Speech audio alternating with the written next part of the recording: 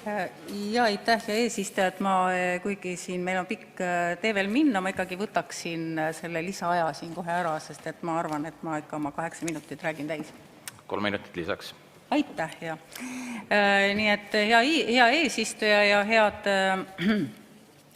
head kolleegid ja kõik, kes meid siin praegu hilisel õhtutunnil läbi ekraani jälgivad, et tegelikult sellel eelnõul ei ole ju tegelikult midagi pistmist reaalse eluga, see on puhtalt ideoloogiline eelnõu, sest juba siin tutvustuses on öeldud, kuidas kõik siis suured börsiettevõtted peavad siis hakkama oma tegevust reguleerima ja on ette kirjutatud, kui palju siis nõukogu liikmetest või juhatuse liikmetest peavad kuuluma vähem esindatud soo hulka ja see peab siis olema, siin on ka tähtaeg ette antud, millal see kõik peab olema ellu viidud, et kuidas see kõlab. Ma arvan, et see kõlab ju tegelikult väga regulatiivselt ja väga bürokraatlikult. Ja siin täna ka räägiti sellest, kuidas suured börsiettevõtted on juba ägavad suurte nõuete all, kõik on juba väga üle reguleeritud ja tegelikult me oleme ju rääkinud siin sellest eriti viimasel ajal, kuidas regulatsioone peaks hakkama vähendama, mitte suurendama ja see on nii huvitav ja naljakas isegi, kuidas siis, kui on vaja nagu ideoloogilist asja läbi suruda, siis tullakse rääkima meile, et põhimõtteliselt pakkuma meile mingit asja, mille sisu on see, et bürokraatiat tuleb vähendada, seda suurendades. Eesmärk on ju nii õilis. Et sellest on siin täna räägitud, et eesmärk on siis õilise eesmärk on siis naiste osaluse õiglane suurendamine. Teate, õiglust maailmas ei ole tegelikult olemas, ei tule ka. Mehed ja naised on erinevad bioloogiliselt, evolutsiooniliselt. Lisaks on mehed omavahel ebavõrdsed ja naised on samuti omavahel ebavõrdsed. Võrdsust ei ole. Ei ole ega tule.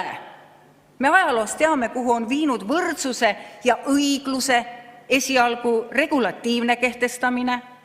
Üks samm viib teiseni ja lõpuks hakatakse võrdsust ja õiglust kehtestama türanlike ja diktaatorlike võtetega ja lõpuks sõditakse selle eest ja sõditakse veriselt ja tuhandeid, isegi 100 000 kaotavad selles võitluses võib-olla isegi elu, mitte ainult väärikuse, vaid isegi elu. Ja siin saalis muuseas kõlas selline etteheide siin siis paari erakonna poole, et siin ei ole nagu lähtutud juba läbi siis võib-olla siis nimekirjade koostamise protsessi ja mille kõige ei ole lähtutud soolisest tasakaalust.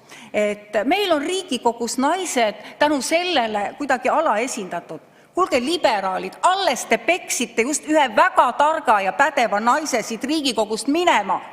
Panite püsti poliitilise protsessi Kert Kingo suhtes. Täiesti ebaõiglase ja kiusliku.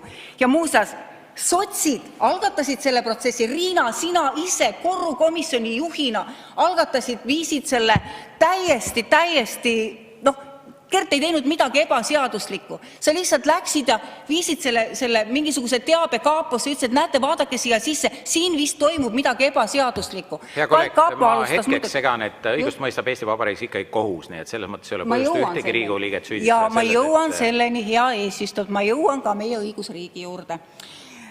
Ja täiesti ebaõiglaselt algatati protsess ja ainult sellepärast, et ta oli konservatiiv ja nüüd tulete te meie kallal tänitama, et miks meil siin Riigikogus nii vähe naisi on. Häbi teil olgu. Kui kolleegid, kui inimesed, oleksite te pidanud Kerti kaitsma, mitte kiusama, Riigikogust välja kiusama, sest te teate ise väga hästi, et ta ei teinud midagi valesti, te ise teete seda sama kogu aeg. Aga nii tore oli ühte naiskolleegi nõia jahtida, kätte maksta. Mille eest? Kert oli tark ja tubli ja väga pädev Riigikogu töös. Ja te ei kaitsnud teda, vaid andsite kollektiivselt jalaga, pugedes õigusriigi praeguseks väga plekilise fassaadi taha. Ja saite nüüd mida?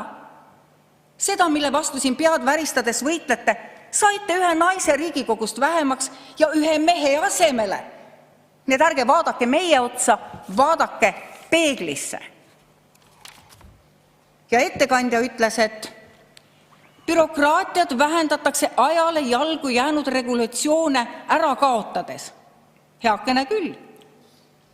Tuleb ükskord aeg ja ka see tobe ja ideoloogiline regulatsioon, mida siin täna vastu võetakse, mis ei tee mitte kedagi õnnelikuks, ei loo võrdsust ega õiglust, tegelikult piirab vabadusi, et kogu see asi kaob ajaloo prügikasti.